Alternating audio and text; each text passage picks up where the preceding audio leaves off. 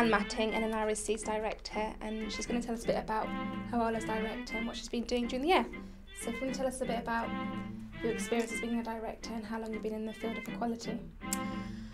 Well, I've been in the field of equality and race relations for 23 years and 3 different RECs, and I have to say that I have probably felt the greatest learning in the work that I've done in Norwich and Norfolk REC.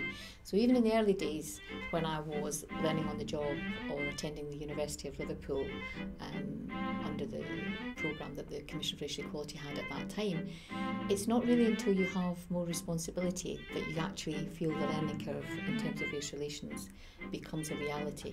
And often I would say that in this field, with new legislation that has come out in the last few years, it's trial and error, and when you actually win, you feel good. But even at times when you're not progressing, you don't give up. That's maybe what I would say about 23 years working in the field of race relations. That's a long time. I mean, what made you come here into this field of equality? I had personal reasons. I think I began to understand myself the importance that race equality had, not only for me, for my family, but for people in the communities. And I understood that race relations is probably one of the most important things that brings people together, and they can celebrate the things they have in common, and they can actually learn not to fear and not to misunderstand and misrepresent the differences. It's exciting, it's diverse, and it's not boring. No, it's not, definitely.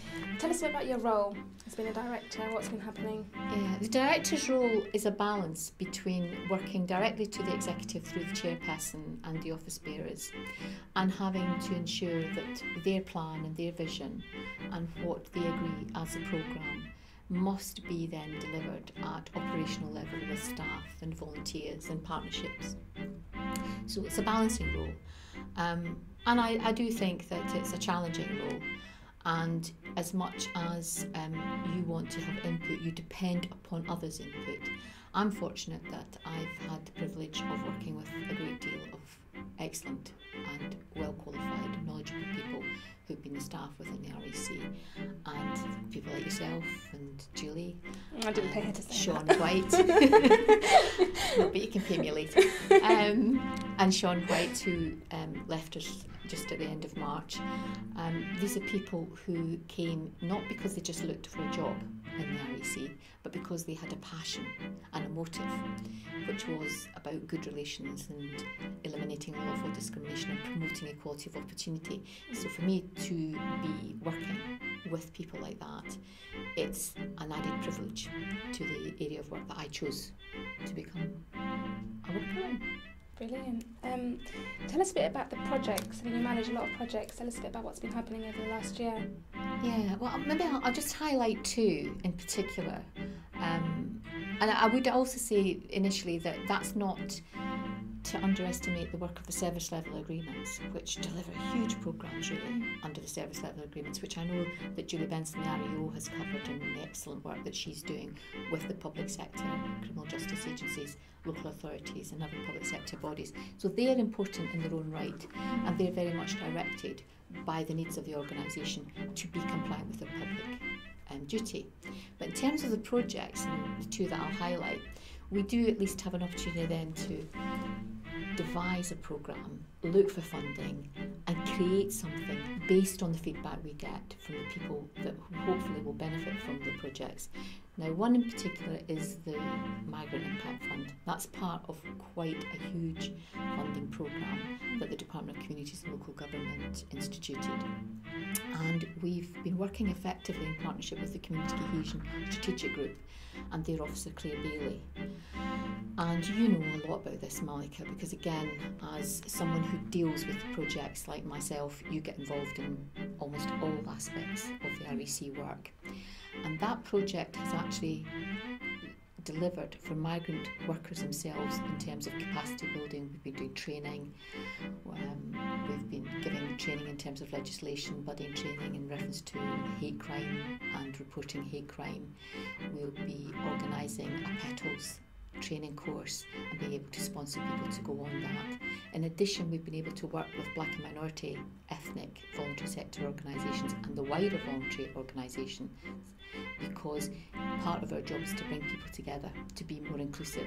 So we've achieved that as well.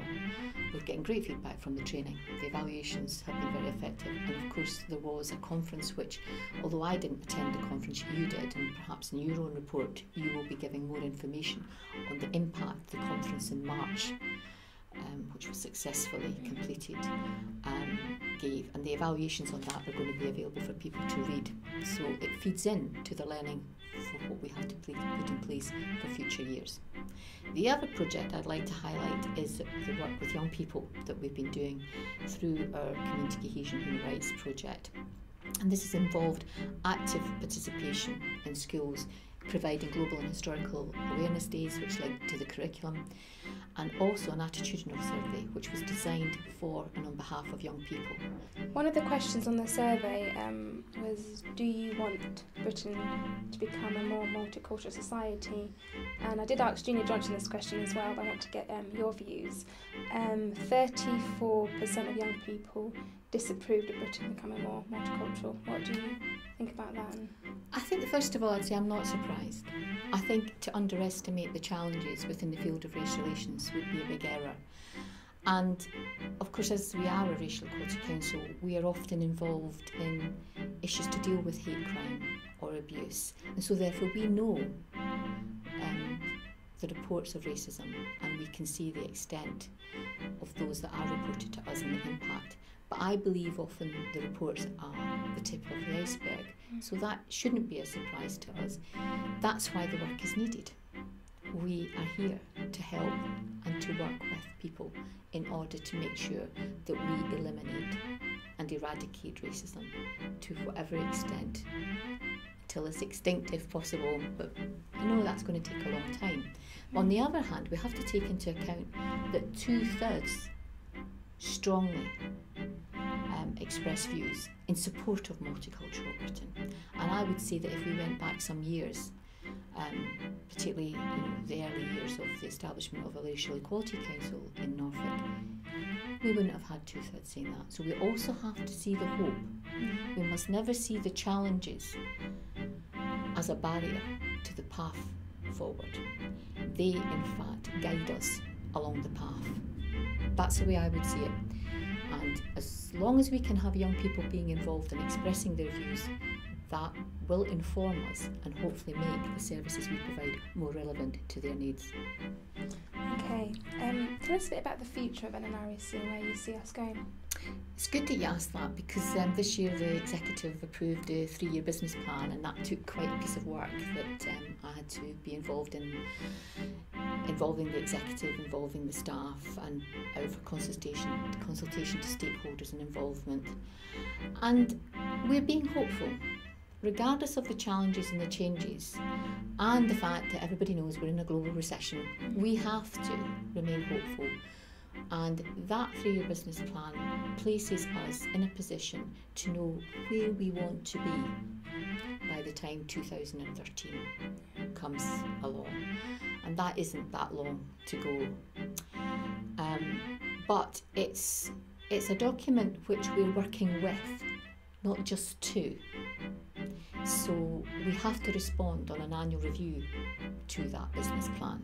We must make sure that, again, in the listening, in everything that we are actually providing to users of our services, that we respond and don't just say, well, this is in our business plan, so we're going to stick to it, even though something comes up that must mean a change to that business plan. So the executive will monitor and review that on a regular basis to ensure that we respond to the needs of people, not just to the needs of the members of the NNREC.